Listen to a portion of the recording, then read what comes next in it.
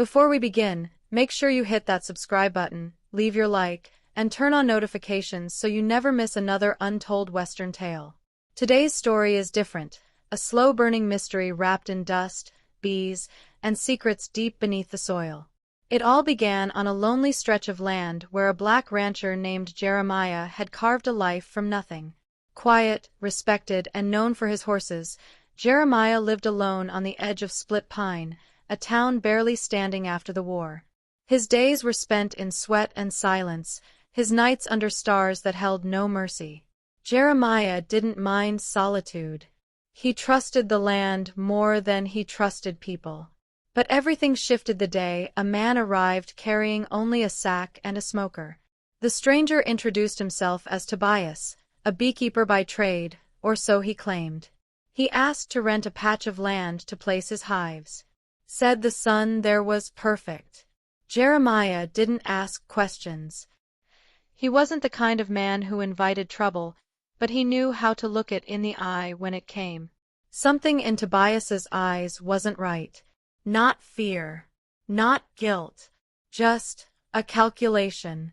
But Jeremiah agreed, offering a corner of the ranch no one used. The hives went up fast, too fast. Within days, Tobias had over a dozen stacked neatly, bees humming like whispers in the wind. He worked alone, always before sunrise or right as dusk fell. He never came to the house, never spoke unless spoken to. And yet, Jeremiah kept watching. He noticed things. The way Tobias always glanced over his shoulder. How he circled a specific hive twice before touching it. And most curious of all, how he never sold honey. Not once. No deliveries. No buyers. Just jars stacked in crates that never left. Weeks passed. Jeremiah's cattle grazed. The fences stayed strong, but Tobias's presence hung over the ranch like thunder before a storm. One night, after a long day, Jeremiah saw something strange, a light near the hives. Not a lantern. Brighter. Flickering, like fire buried in the dirt. He stepped outside, rifle in hand, boots crunching dry earth. Tobias was gone the next morning. Not a word. Not a trace. But the hives remained, undisturbed, buzzing with secrets. And beneath one of them, fresh dirt, looser than it had been. Jeremiah didn't dig. Not then. He waited. Watched. And when Tobias returned 3 days later, mud still caked on his boots, the rancher asked one simple question. "You burying something out there?" Tobias didn't flinch. He simply replied, "Only what needs stayin' buried." It wasn't an answer.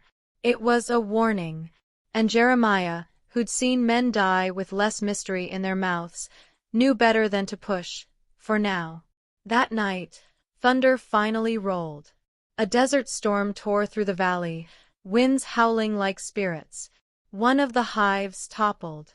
Jeremiah, from his porch, watched Tobias sprint through the rain like a man possessed. But he didn't fix the hive. No, he dug beside it, frantic. And when he pulled up a wooden box wrapped in chains and cloth, he didn't look around. He just held it to his chest like it was the last piece of his soul. Then he vanished into the storm again.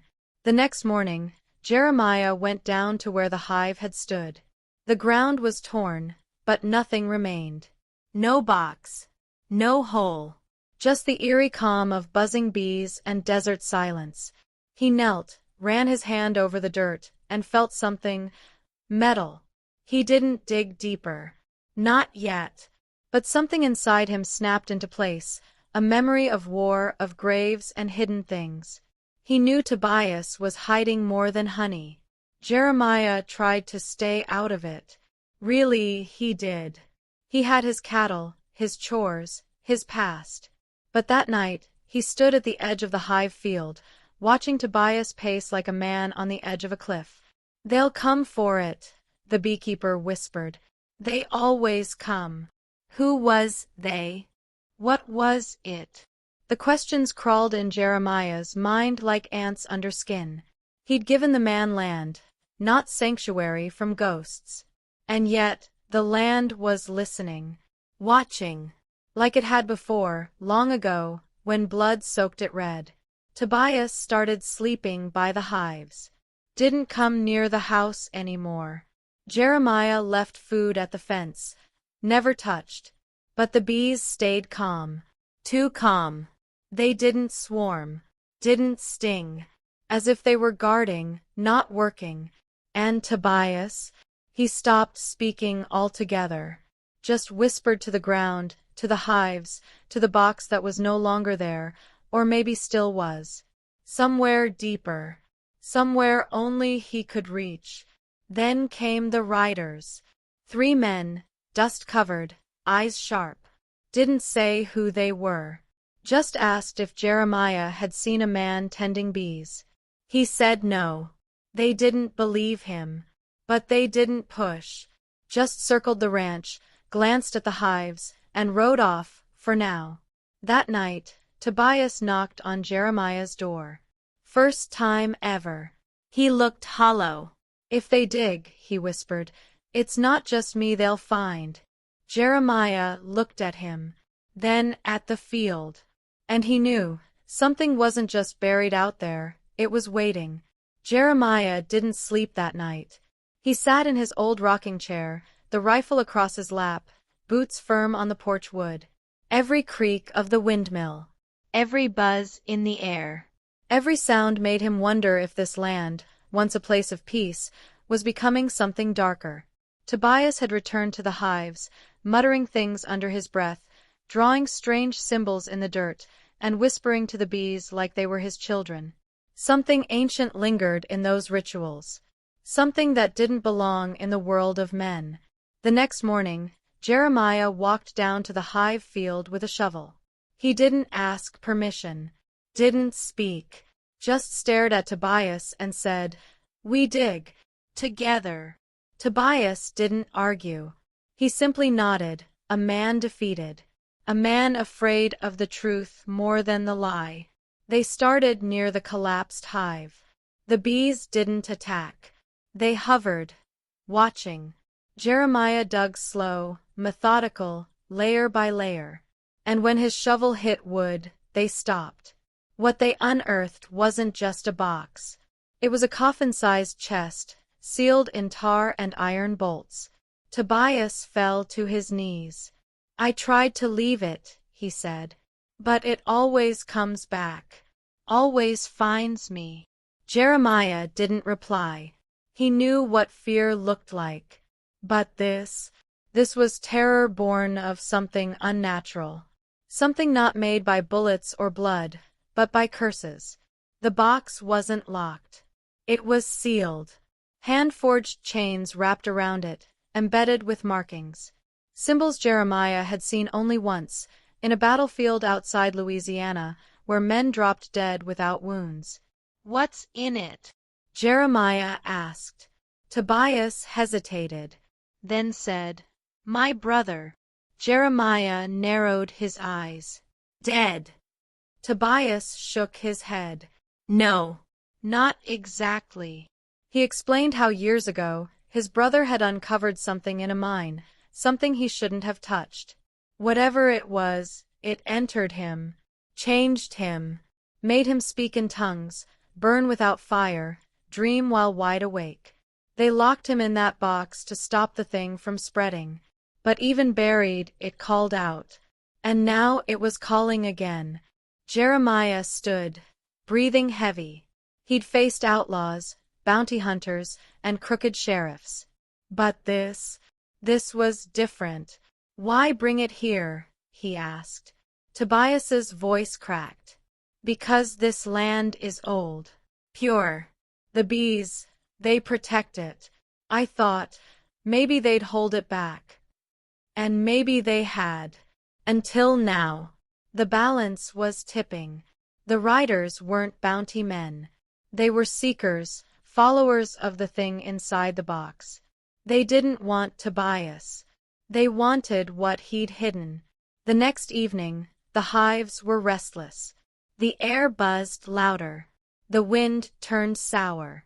Jeremiah knew the storm was coming, not of rain, but of reckoning. He loaded every rifle he owned, laid traps along the back trail, posted lanterns along the ridge, and when Tobias asked, "What if they come for you too?" Jeremiah replied, "Then I guess they'll learn I don't scare easy." There was a fire in his voice that hadn't burned in years. Night fell, moonless, silent, until hoofbeats echoed through the canyon. 4 riders this time, their faces hidden, their bodies cloaked. They didn't shout, didn't warn. They just stopped at the edge of the hive field. One of them raised a hand, and every bee went still. That's when Jeremiah knew. These weren't just men. They were drawn by power. Old power. The kind that rots the earth and poisons the air. And they had come to unseal what Tobias had buried. Jeremiah stepped forward, rifle aimed. "Ain't nothin' for you here," he said.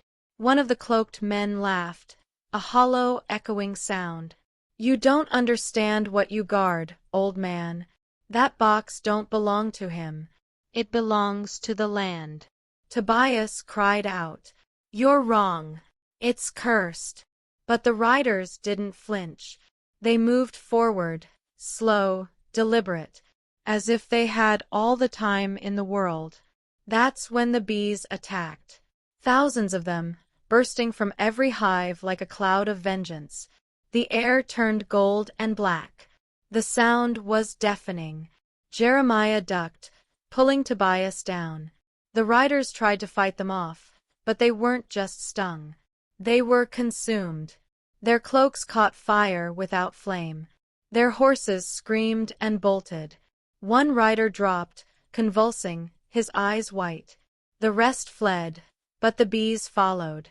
Into the hills, into the dark. And then, just as suddenly, silence. Tobias collapsed in tears. "They won't stop. Not until the box is destroyed." But Jeremiah shook his head. "No. We don't destroy what we don't understand. We bury it deeper." And so they did. Together, they sealed the box again, wrapped it in salt and iron, and buried it beneath the oldest hive. And when the last shovel of dirt was placed, the bees returned, calm, quiet, like sentries once more. Whatever darkness had come, it wasn't gone. But it had been warned.